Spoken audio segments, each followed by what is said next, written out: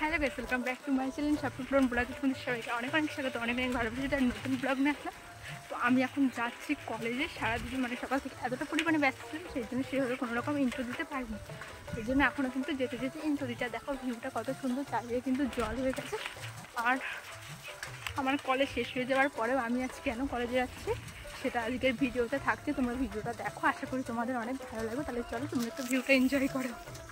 এই দেখো, আজকে যদি রোদ্দুর থাকতো না, আকাশটা সত্যি অনেকটা সুন্দর লাগতো। আর আজকে কিন্তু রোদ্দুর নেই সেরকম একটা, সেই জন্য কিন্তু আকাশটা খুব একটা সুন্দর লাগছে না। চারিদিকে দেখো কিভাবে বৃষ্টি হয়েছে, রাস্তায় জল বেঁধে গেছে। ওদিকটাতেও তোমরা ভাবছো কলেজ শেষ হয়ে গেছে, তাও কেন কলেজ আছে? আজকে কলেজে একটু দরকার আছে, একটা ফর্ম জমা দেওয়ার আছে, সেই জন্য কিন্তু আজকে আমি কলেজে যাচ্ছি। সেই জন্য রেডি হয়ে কিন্তু সকাল সকাল বেরিয়ে বসে। আর দেখেছো রাস্তার দুই ধার দিয়ে কিভাবে জল বেঁধে গেছে। জল পার করে কিন্তু আমাকে এখন যেতে হচ্ছে সাইকেল চালিয়ে। তাহলে ভাবো তো গ্রামের মেয়েদের জীবনটা কতটা কষ্টের হয়।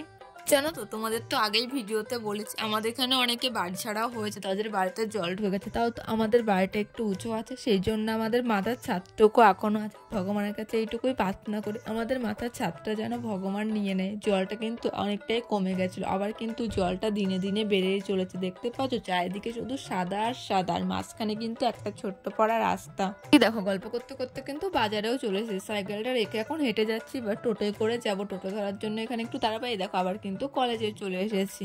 ওই যে রাস্তা দিয়ে আসলাম, চারিপাশে জল। ওই রাস্তাটা না একটা সময় এতটা খারাপ ছিল, যখন আমরা ছোট ছিলাম, পড়াশোনা করতাম, রোজ স্কুলে যেতাম, বাজারে প্রাইভেটে আসতাম, তখন রাস্তা এতটা খারাপ ছিল। সত্যি কতটা কষ্ট করে যে পড়াশোনা করেছি এখন ভাবলে কেমন। এখন তো তাও জল হলেও রাস্তাটা তো সুন্দর আছে, আসতে অতটা প্রবলেম হয় না। কিন্তু আগেকার দিনেও কষ্ট ছিল হলেও কিন্তু একটা আলাদাই আনন্দ ছিল, কিন্তু এখন আর সেটা খুঁজে পাই না। আর কলেজটা দেখো, এখন কিন্তু কলেজটা অনেক সুন্দর করছে, অনেক গাছপালা লাগাচ্ছে, আরো টেস্ট করছে। সত্যি কলেজটা অনেক সুন্দর করে সাজিয়ে চলছে। এই দেখো কলেজের পাশে কিন্তু একটা দুর্গা প্রতিমা বানাচ্ছিল, সেটাও কিন্তু দেখে একটু শর্ট নিয়ে নিয়েছি, কারণ সেটা আমি তোমাদের সাথে শেয়ার করব। তাই এই প্রতিমাটা কিন্তু আমাদের কলেজের পাশে একদম এই পুজোটা হয়, তো এখন একদম জায়গায় প্রতিমাটা তৈরি করার। এখানে আমার কটা পার্সেল অর্ডার দেওয়া ছিল, এই যে দুটো মতো, মানে এটা একটা কলগেট আছে আর এটা একটা ওষুধ মতো আছে। এটা অর্ডার দেওয়া ছিল কলেজের ওখানে, পার্সেলটা ডেলিভারি করেছিল, ওখান থেকে নিয়ে এসে বাড়িতেই তোমাদের দেখাচ্ছে। এই বিজনেসটা তোমরা একটু মলেও গিয়েছিলাম শপিং করতে, কিন্তু সেমন কিছু আমার পছন্দ হয় না। এত পরিমাণে ভিড় ছিল, এসি চলছিল, তবুও কিন্তু ভিতরে প্রচুর পরিমাণে গরম ছিল, সেই জন্য কিন্তু আমরা তাড়াহুড়ো করে বেরিয়ে এসেছিলাম। সেরকম কিছু শপিং করিনি, তাই তোমাদের সাথে সেমন কিছু একটা শেয়ার করি না। তোমরা তো জানোই আমি যেটাই করি তোমাদের সাথে শেয়ার করে। দেখো আমি এবার কিন্তু ঢং করে সুন্দর করে সাজাচ্ছি।